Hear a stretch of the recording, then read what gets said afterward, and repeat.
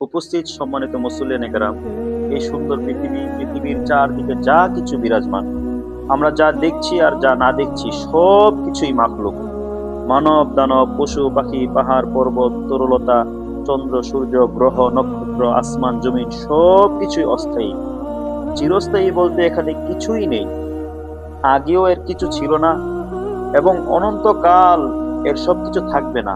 নিতান্ত স্বল্পকালের জন্য এগুলো সৃষ্টি করা হয়েছে।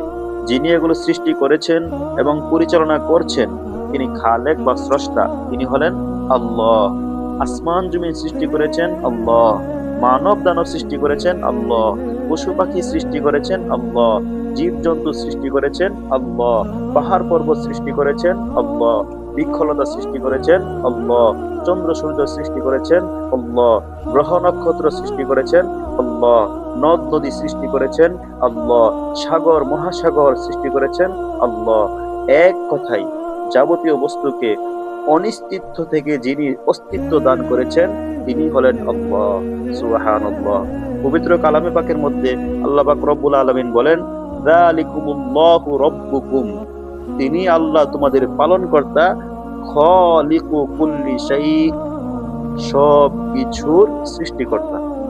এই আয়াতের মধ্যে বলা হচ্ছে খালিকু কুল্লি শাই, তিনি সব কিছুর সৃষ্টিকর্তা।